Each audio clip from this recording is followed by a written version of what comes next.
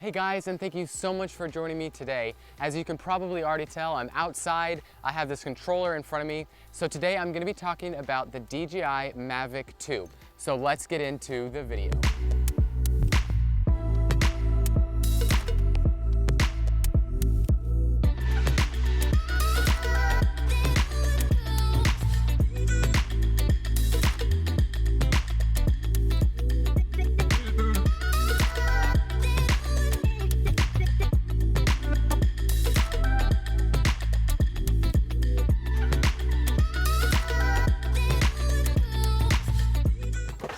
Man, it's hot outside. It's like 100 degrees and inside it is so nice with the air conditioning.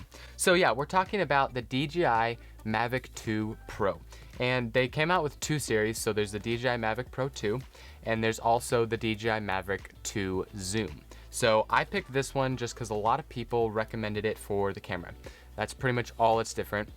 The DJI Mavic Zoom is same body, same motors, same battery, same sensors. It just has a different camera and it's $200 cheaper. So the DJI Mavic 2 Pro is $1,449 and the DJI Mavic Zoom is $1,249. So $200 different, but these are selling at kind of different prices now since it's been a little while since they were released. But I picked this because it has a 1-inch sensor and it has 28 megapixel camera. That is insane. It has 28mm lens with 2.8 and it has a 77-degree field of view. So just some amazing camera by Hasselblad, which is actually a Sony camera. So that is an amazing camera on this drone. If you were looking at this drone and you're like, oh, I don't know about the quality, I don't know if this is a professional camera, this camera is amazing, and that's my first thing I want to talk about. I have several top features I want to talk about today with the Mavic 2 Pro. Man, that's a long name. It's like the iPhone 11 Pro Max. Ugh, it just goes on.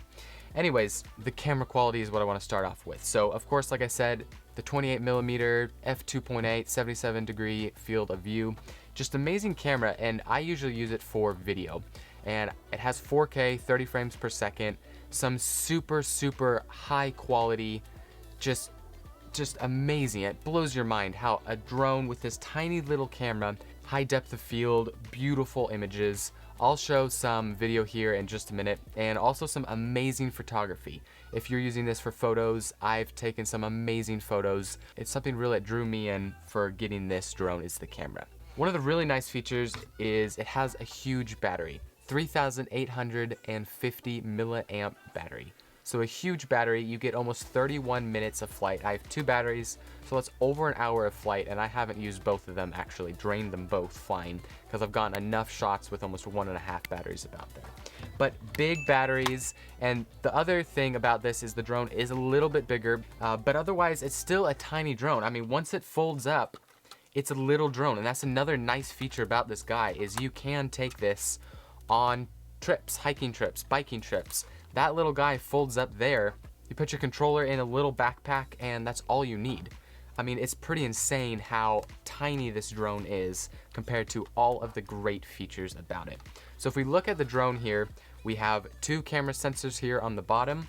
We have two on the back, one on each side, which is only on when it's doing short filming, if it's tracking someone or something like that. If you're just normally controlling it, those sensors will not be on. You have the infrared sensors on the top and infrared sensors on the bottom. You also have LED lights for at night. Those automatically turn on too. Those are really nice to have. You have your card slip right here where you can put your mini SD card, and it also has 8 gigabytes of internal storage if you forgot your card or not. This is also a port right here where you can take off your footage. The gimbal is upgraded. It's just smoother. You get a slightly up degree point. This kind of angles here, and you get that slight up, so you can actually get some up shots with that. Very mobile camera there. You can go anywhere. It jiggles really well. You don't have any vibrating or anything in your drone.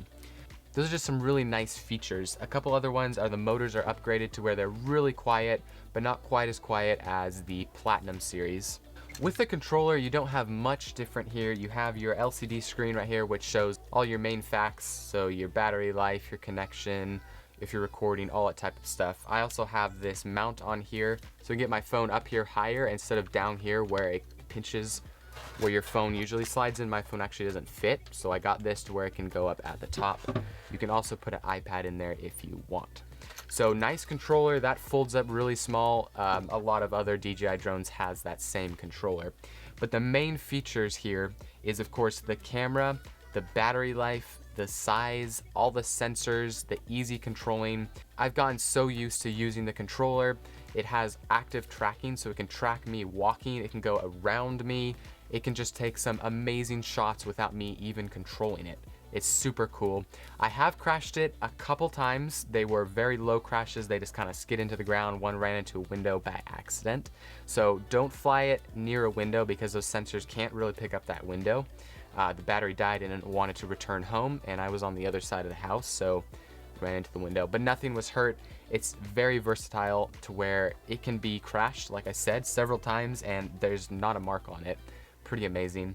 The propellers are very easy to take off. You just push down, twist, and your propeller pops off if you want to get even a smaller bundle there, and they just fold in and out. Pretty quality propellers. Everything else about it is pretty nice. I mean, I don't have one thing I really don't like about it. Of course, the only thing is the size is a little bit bigger than the previous series, and we're also talking about some weight to it, so it has some heft, but of course that is the big battery. The range is about 5 miles. It can go a little bit further. I've only taken about 3 miles. It goes about 44 miles per hour, so much faster than the previous series. You can get some amazing shots. You have to shut off, though, a couple settings that will permit you from going over 22 miles per hour. You have to mess with some settings there. I'll probably do another video talking about settings and the whole program and how easy it is to use. I've used it for almost 5 months, and I've already gotten down all of the settings, and I've come to really like this drone for its easy flying, just very easy to use program. And I really like that because there's a lot of beginners taking drones out there. Thank you guys so much for watching. I really highly recommend this drone. Like I said, I'll be coming out with some more videos, so make sure you guys consider subscribing and also hitting that like button. And stay safe with COVID-19 going around. Thanks again for watching, and I'll catch you in another one.